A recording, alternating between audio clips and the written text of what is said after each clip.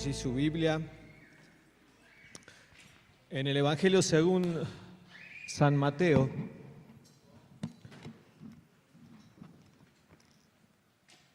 San Mateo capítulo 22. Quiero que veamos un pasaje bien conocido y que a veces hemos hasta utilizado, y no sé si todas las veces que lo hemos utilizado hemos tomado conciencia de lo que estábamos proclamando. San Mateo 22, como para que tengamos una breve reseña o para entender dónde estamos parados, ya es lo que muchos llaman la semana de pasión de Jesús, que es los últimos días previos a la muerte. El libro de Mateo relata en sus evangelios, el capítulo 27 habla de la muerte de Jesús. Esto ya es, si usted abre su Biblia, el capítulo 21 relata lo que es la entrada triunfal a Jerusalén y esa última semana de Jesús previo a llegar a la cruz. El Evangelio de Marcos relata exactamente lo mismo, sino que en 16 capítulos. Y en el capítulo 12 habla de este pasaje que vamos a compartir ahora, y Lucas hace exactamente lo mismo. Pero quiero que lo veamos en Mateo capítulo 22, desde el verso 15 en adelante. Mateo 22, verso 15. Dice la Biblia en esta versión: entonces los fariseos se fueron para pensar cómo atrapar a Jesús en sus propias palabras. Enviaron a sus discípulos junto con los herodianos a decirle: Maestro, sabemos que eres amante de la verdad y que enseñas con verdad el camino de Dios. Sabemos también que no permites que nadie influya en ti, ni te dejas llevar por las apariencias humanas. Versículo 17. Por tanto, dinos tu parecer. ¿Es lícito pagar tributo al César o no? Pero Jesús, que conocía la malicia de ellos, les dijo: hipócritas, ¿por qué me tienden trampas? Muéstrenme la moneda del tributo. Y ellos le mostraron un denario. Entonces él les preguntó: ¿de quién es esta imagen y esta inscripción? Le respondieron: del César. Y él les dijo: pues bien, den al César lo que es del César y a Dios lo que es de Dios. Verso 22, al oír esto, se quedaron asombrados y se alejaron de él.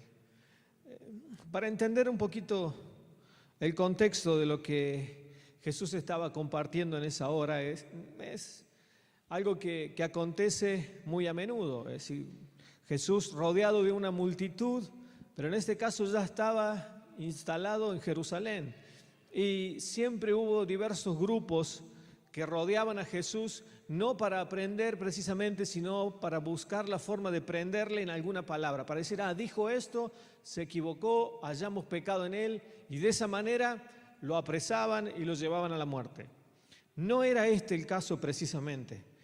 Jesús estaba rodeado de judíos que la gran mayoría de ellos ni siquiera consideraban a Jesús como el Mesías.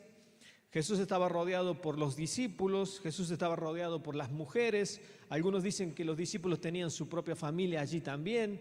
Aunque no se menciona, es muy probable que las mujeres de cada uno de ellos acompañaban a Jesús en ese peregrinar. Los hijos de algunos de ellos también acompañaban a Jesús, que es por ahí lo que muchas veces no se muestra en las películas o en lo que usted ha visto. Uno piensa que los discípulos eran 12 locos que dejaron su familia, se fueron y tiraron a la familia por el tacho y ahí quedaron, sino que entendiendo un poquito más el contexto nos damos cuenta de que Jesús estaba rodeado con muchos personajes que la Biblia no los relata, pero es inevitable considerar que estaban allí. Pero también había gente que los seguía con intenciones de destruir el plan de Dios para cada uno de los que escuchaban a Jesús, y principalmente de Jesús. Entonces se juntan los fariseos, que en ese momento era un grupo de religiosos avalados por el Imperio Romano, que había conquistado la ciudad de Jerusalén, todo lo que era Judea, y bajo el Imperio Romano había un grupo que se llaman los fariseos, que eran aquellos que sostenían el culto judío en la nación todavía. Al Imperio Romano le convenía, mantenía su liturgia, sus rituales, y a su vez ayudaban a mantener de cierta manera el orden religioso dentro de los judíos. Pero en este caso aparece un grupo llamado los herodianos, que viene de la palabra Herodes, eran los seguidores de Herodes. Y estos herodianos con los fariseos se odiaban, porque los fariseos no dejaban de ser judíos. Los herodianos habían sido traidores a la patria, que se habían aliado con Herodes precisamente para ser los entregadores de la nación. Entonces imagínense lo que significaba para un judío tener a un traidor, como los herodianos, y lo que significaba tener a fariseos en medio de ellos, eran los que avalaban la conquista de Roma sobre la nación. Pero como ocurre hasta el día de hoy, aún la maldad se aglutina en pos de un objetivo. Y a veces los hijos de Dios vamos de atrás, ¿no? Y fíjense lo que pasó en este tiempo en nuestra nación, ¿no? Surge una ley desde el infierno cuyo objetivo es asesinar a los niños, ¿no? Y se empiezan a juntar las instituciones, los famosos, porque la maldad empieza a juntarse. El objetivo siempre es destruir el plan de Dios. Y a veces nosotros como iglesia llegamos tarde, porque la iglesia, cuando se dio cuenta que estaba todo encaminado para destruir, como iglesia empezamos a juntarnos. Porque al igual que con la justicia, con la maldad ocurre lo mismo. A veces el objetivo nos une a fin de lograr tener la recompensa que uno espera. En el caso de aquellos que están a favor de la muerte, el objetivo es que surja la famosa ley de despenalización del aborto. Como hijos de Dios a veces nos juntamos para evitarlo. Pero no sé si me hago entender, ¿no? A veces hay objetivos que nos unen en pos de algo que queremos lograr todos juntos. En tiempos de Jesús pasó lo mismo. Es decir, se juntaron aquellos que se odiaban, los fariseos y los herodianos, diciendo, a ver, ¿qué es lo que dice Jesús al respecto? Porque si Jesús llega a decir algo que contradiga o que vaya en contra de la nación judía, los judíos lo van a querer matar.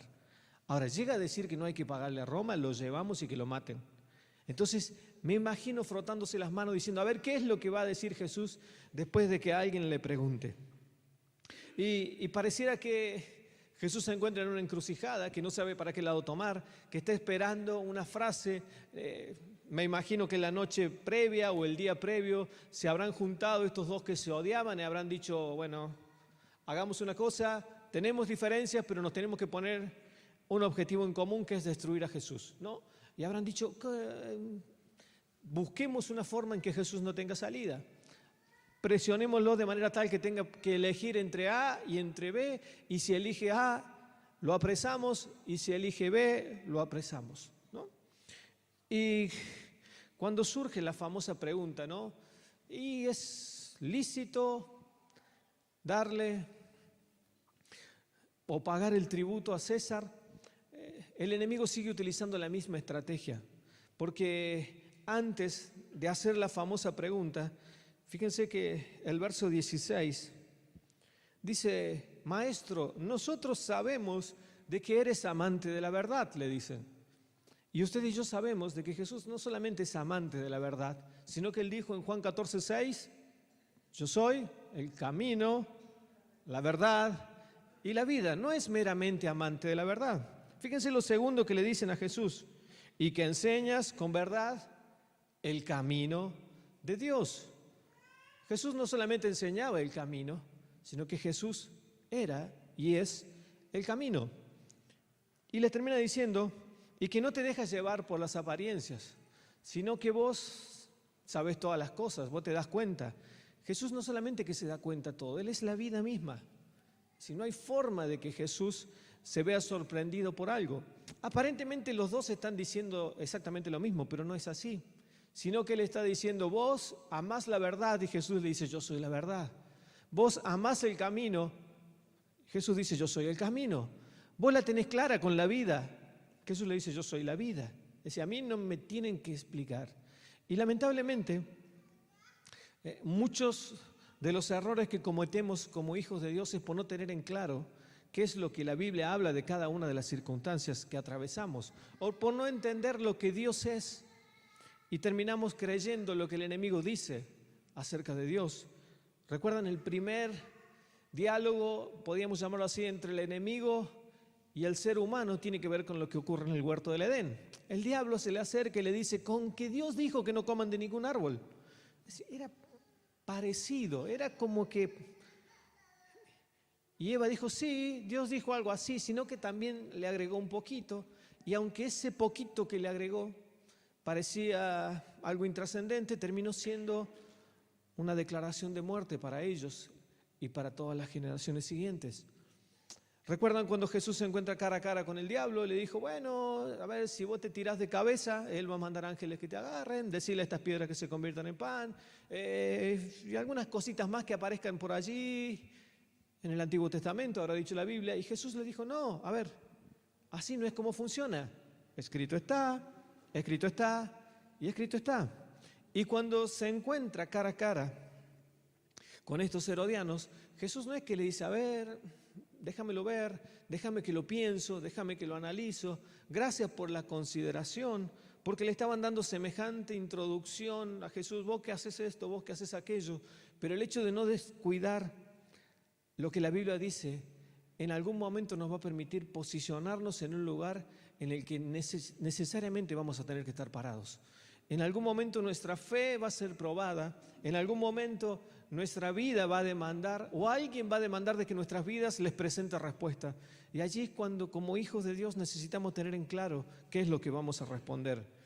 Hasta el día de hoy el enemigo sigue trabajando con esta idea, con aquellos que le servimos, con aquellos que buscamos agradarle cada día.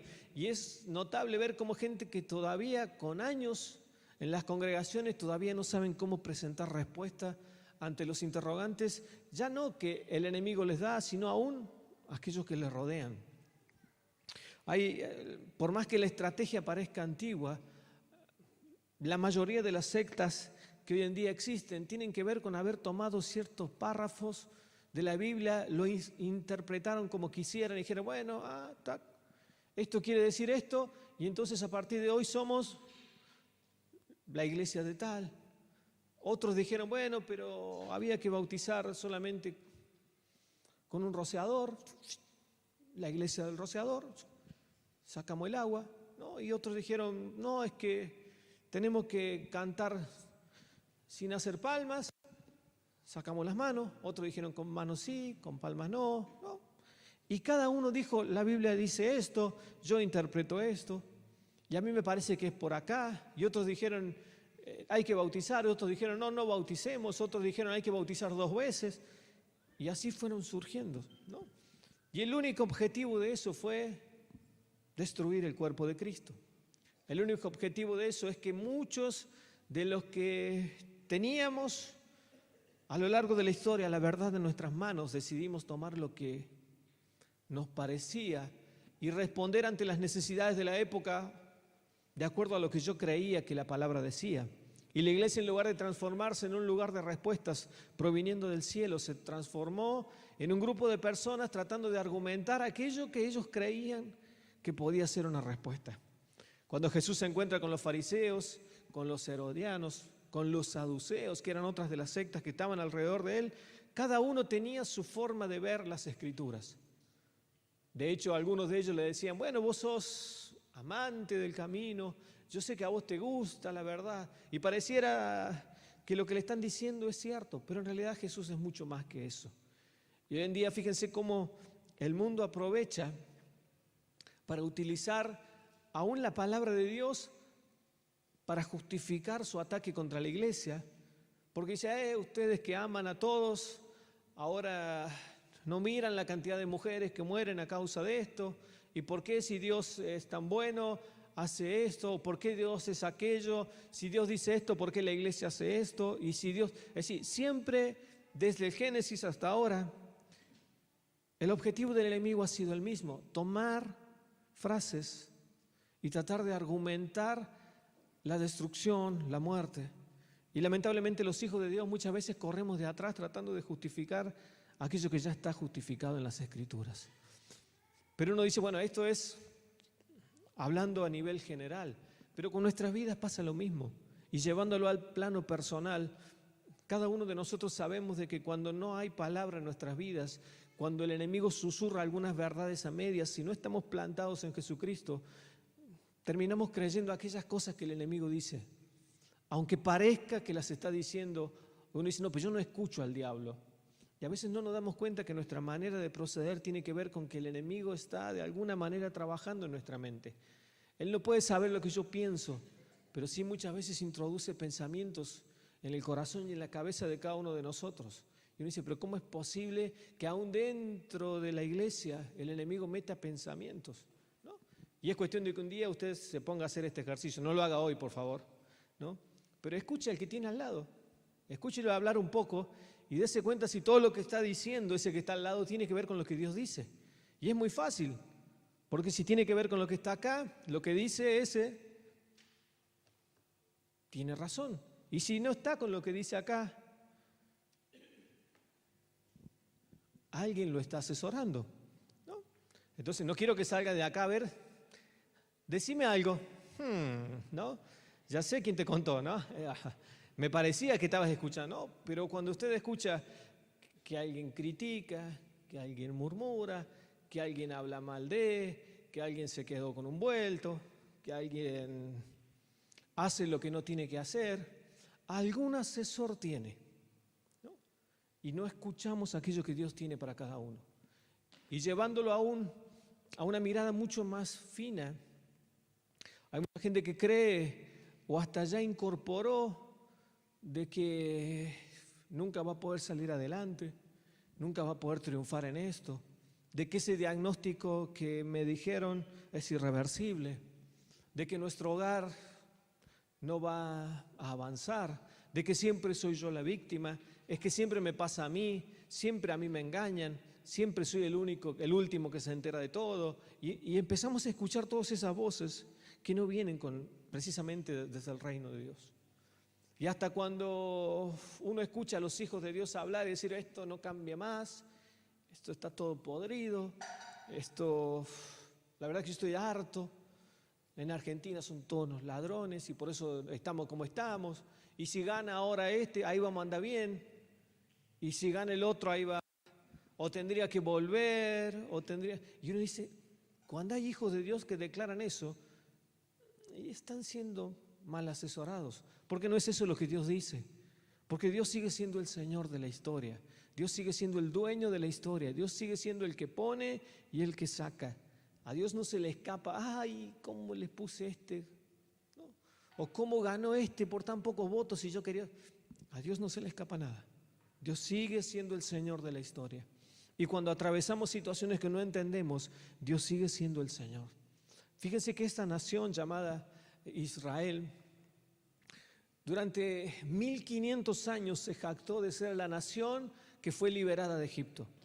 Durante 1500 años los judíos dijeron, nosotros estuvimos de esclavo en una nación y Dios con mano poderosa envió un libertador que nos salvó y cruzamos el Mar Rojo y atravesamos el desierto, pero aún habiendo atravesado el desierto se quejaron a más no poder, murmuraron en contra del Salvador, lo negaban, el Salvador hablando de Moisés, ¿no? De aquel que los había liberado, hablaron mal de Dios, de las personas que Dios levantaba, le hicieron la vida imposible, pero el pueblo de Israel dijo siempre, Dios nos sacó, nos acordamos de eso. 1500 años después están parados en el mismo lugar, nuevamente oprimidos por una nación que les demandaba impuestos que eran carísimos. Roma a los 12 años era dueño de todas las mujeres del pueblo de Israel. Ellos podían hacer lo que querían con las mujeres israelitas y a partir de los 14 con los varones. Es decir, los varones ya pasaban a servir al Imperio Romano. A partir de los 12 las mujeres.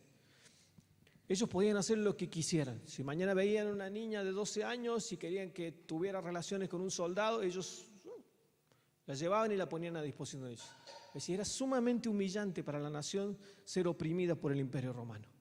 Sin embargo, vuelven a estar en el mismo lugar que estuvieron hace 1500 años. Y nuevamente, teniendo la oportunidad de darle lugar al Salvador, al Libertador, ellos escogieron ni siquiera obedecerle. Es más, fueron partícipes de aquellos que los llevaron a la cruz. Cuando no aprendemos aquello que Dios tiene para cada uno de nosotros, tarde o temprano nos encontramos rindiendo la misma prueba. ¿Conocen gente que ha rendido una prueba? Principalmente los que están estudiando, ¿no? Y que no aprueban un año. No digo el secundario, porque eso ya debería estar aprobado. Pero aquellos que a lo mejor comienzan a estudiar una carrera y es el 5.º año que están estudiando la misma materia, ¿no? Hasta que la aprueban, ¿no? Y cuando la aprueban pareciera que ya está. Hay que poner una bomba en la universidad, y con la profesora que me tuvo 5 años ahí, ¿no? Se ríen porque tuvieron ganas de poner la bomba, ¿no? Pero digo, cuando uno aprueba eso, se da cuenta todo lo que perdió. Y dice, por fin, y no la vuelvo a ver. Y algunos hasta queman los libros y queman la materia, ¿no? Dicen, no piso nunca más, no me hablen nunca más de, ¿no? Y que no la quiero ver en la calle, ¿no? Y uno dice, aprendió, la sacó, por fin, se sacó de encima eso. Pero por más que pasen los años, siempre te vas a acordar de esa bendita señora que se paraba frente tuyo y te decía, ¿no? Como que el enemigo te la pone ahí para decirte, vengo a hacerte la vida imposible, ¿no? Y te la cruzas el día de mañana en un supermercado y la ves, y tu mente, ¿qué te dice? Esa fue el ángel que Dios puso para tratar conmigo. No, nadie dice eso, ¿no? O el profesor, o esa es, ¿no? O como dicen otros, ¿no? Esa es la vieja de geografía que nunca me dio la materia, ¿no? Y es como que pasa el tiempo y la volvés a ver y todavía ves, la de geografía que nunca me aprobó, y que por más que yo estudiaba muchísimo, estudiaba y nunca me aprobó. Hasta que aprendiste y la aprobaste. Pero aún después de aprobarla, para siempre, mientras vivas, esa será la de geografía que nunca, ¿no? Ahora, el pueblo de Israel, por darle la espalda a Dios, terminó siendo esclavo. Y cuando tuvo la oportunidad de ser salvos, decidieron darle la espalda. Y aún Dios tuvo que hacer cosas sobrenaturales para que entendieran el amor de Dios para con ellos. Pasaron los años y el pueblo de Israel volvió a pararse en el mismo lugar. Dios envía al Salvador y nuevamente le dieron la espalda. Nuevamente decidieron dejar el Salvador de lado. Mi amigo, mi amiga, cuando le damos la espalda a Dios, en algún momento nos encontramos cara a cara frente a la misma circunstancia. Y aunque la primera vez quizás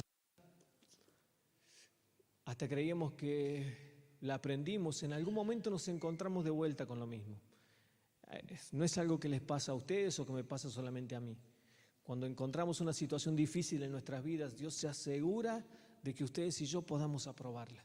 Si en tu vida en algún momento hubo rencor, lamentablemente en un momento te vas a encontrar ante otra posibilidad de tomar el rencor nuevamente.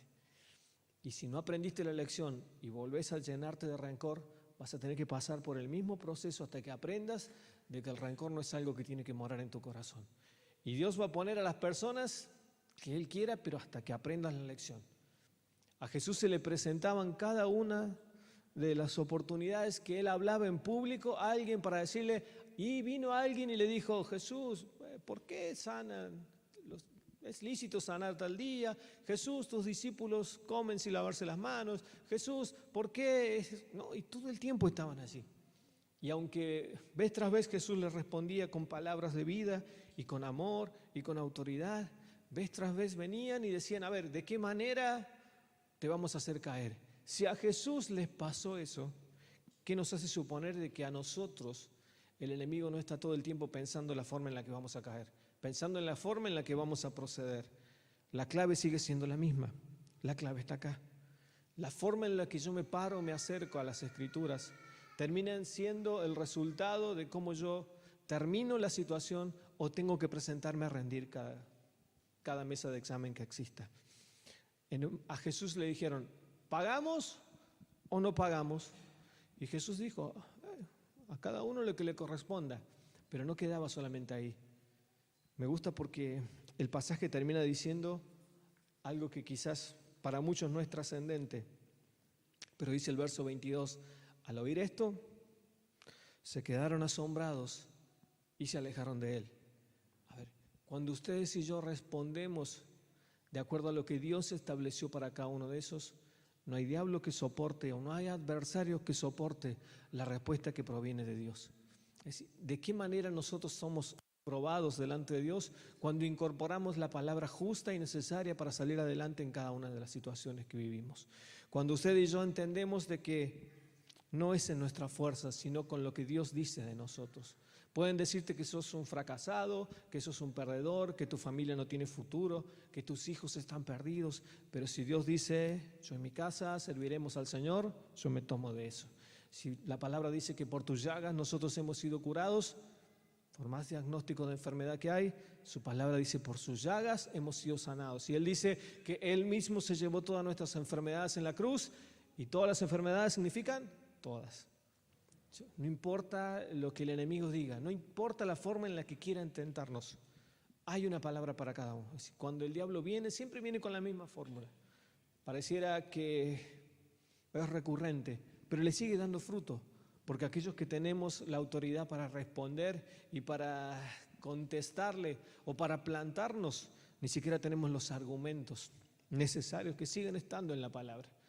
Y es triste, pero por muchos años la iglesia fue llamada el pueblo de la palabra, ¿no? El pueblo de la Biblia, el pueblo de la palabra. Y si hay algo que hoy no nos identifica como iglesia es precisamente la palabra. Hoy nos identifican muchísimas cosas, ¿no? Hoy es la iglesia de fulano, la iglesia de aquel, la del templo pero es muy difícil encontrar, es la iglesia de la palabra, porque cada vez la iglesia tiene menos palabra, y al tener menos palabra nos resulta exactamente lo mismo ser amantes de la verdad que tener la verdad. Nos resulta exactamente lo mismo ser aquellos que seguimos el camino en lugar de tener el camino. Nos resulta exactamente lo mismo mirar las apariencias de lo demás o entender que la vida misma radica en tener a Cristo en nuestro corazón. Y parecieran pequeños detalles, pero los pequeños detalles, en estos días leía, ¿no? Es algo que subía el pastor Horacio, esa famosa frase que por un clavo se cae un caballo, por un caballo se cae el jinete, por un jinete se pierde, ¿no? ¿Todos lo leyeron más o menos? ¿Saben a qué me refiero? La cosa es que se pierde la guerra al final, ¿no? Y todo empieza, todo por un clavo, ¿no? Y a veces, y esto no miren a nadie al costado, muchas veces tiene que ver por el clavo que tenemos, ¿no? Por eso digo, no miren a nadie, siguen mirándome al frente, ¿no?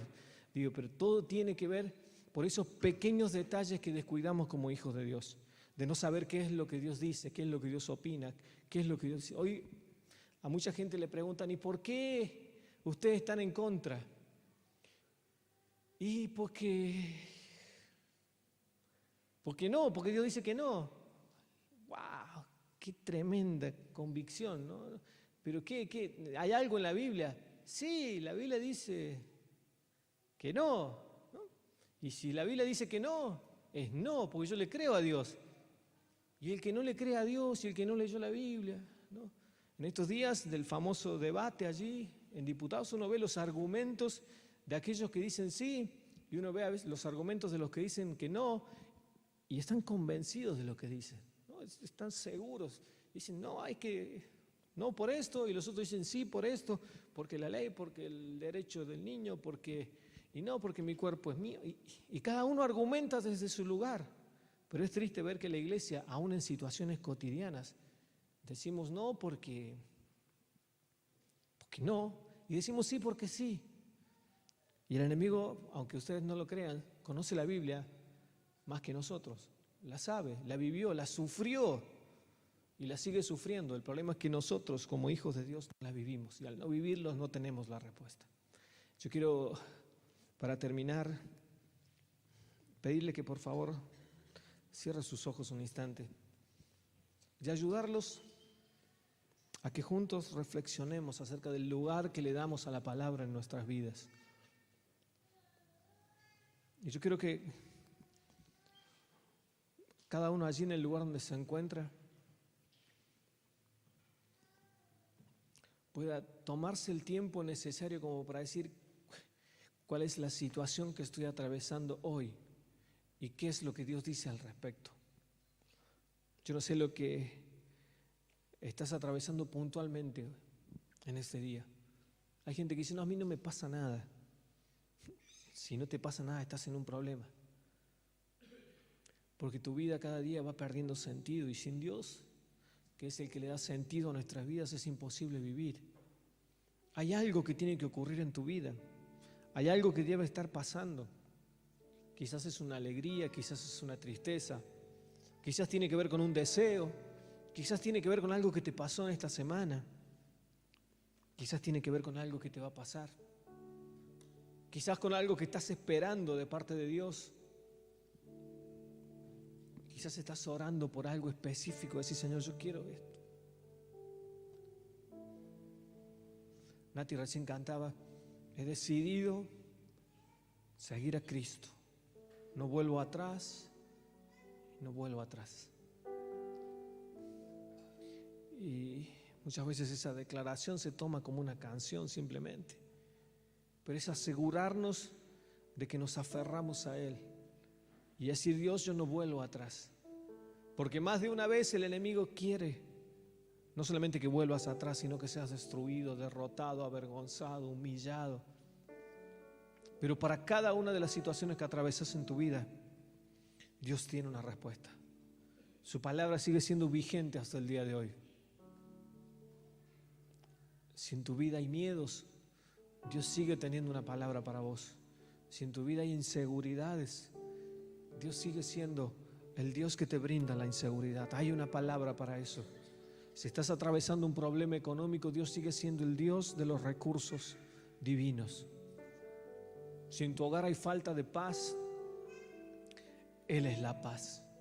Si en tu vida hay falta de gozo, Él es el gozo. Si en tu vida hay incertidumbres, Él es el camino. Él sabe por dónde guiarnos. Si en tu vida hay situaciones que no podés controlar, la Biblia dice que Él es el alfa y el omega. Él es el principio y el fin. A Dios no hay nada que lo sorprenda. Dios está esperando que cada día lo pongamos a Él en el lugar que corresponde. Al César lo que es de César, pero que Dios sea el centro de tu vida. Que Dios sea aquel que intervenga tu mañana, tu tarde, tu noche. Y déjame decirte que por más que parezca injustas cualquier situación que hayas vivido, Él es el Dios que tiene control de todo. Y que te aseguro que cuando lo analizás fríamente, podés ver a Dios obrando en tal sentido. Aunque me digas, pero mira, yo sufrí violencia, maltrato, te puedo asegurar que aún Dios estuvo en el asunto. Dios tiene cuidado de tu vida. Pero me hicieron esto, me hicieron aquellos. Aún en esa situación Dios tuvo el control de tu vida. Él nunca te va a dejar solo. La última palabra que Jesús le dijo a sus discípulos antes de irse tenía que ver con: yo voy a estar con ustedes todos los días hasta el fin del mundo. Y sabe que esa palabra no ha caducado. Dios sigue estando con nosotros cada día. Yo quiero que ahora, ahí con tus ojos cerrados, puedas ver a Dios obrando en cada situación de tu vida. En las que ves, en las que temes, en las que todavía ni siquiera te acontecieron. Pero aún en esas Dios tiene el control. Por más dolorosas que hayan sido, Dios tiene el control. Y aunque parezca que no hay salida, y aunque parezca que hay situaciones que no se van a revertir en tu vida, en esas Dios tiene el control. Dios sigue siendo aquel que tiene la palabra justa. En un momento Jesús estaba enseñando y sus discípulos le dijeron: pero maestro, estas palabras son muy duras y la gente se está yendo. Y Jesús le dijo: ustedes también se quieren ir. Y hasta el día de hoy resuenan esas palabras que dijo alguno de sus discípulos: maestro, ¿a quién iremos si solamente vos tenés palabras de vida eterna? Yo no sé cuál es tu situación, lo que sí estoy seguro que hasta el día de hoy Dios tiene palabras de vida eterna para cada uno de nosotros. Te puedo asegurar que sea lo que sea que venga, Dios tiene palabras de vida eterna para vos. Y te animo que en este tiempo puedas decir: Señor, en este tiempo voy a buscarte más para que tu palabra se refleje en mi vida, para que todo lo que hable tenga que ver con lo que vos decís en tu palabra, para que todo lo que diga tenga que ver con lo que el reino dice. Y ya no quiero vivir más en la esclavitud, como vivió una nación que aún teniendo al Dios poderoso, no sabía lo que Dios decía de cada uno de ellos, sino que quiero ser alguien que tenga palabra en su vida. Quiero volver a ser parte del pueblo de la palabra. En el nombre de Jesús oramos. Amén.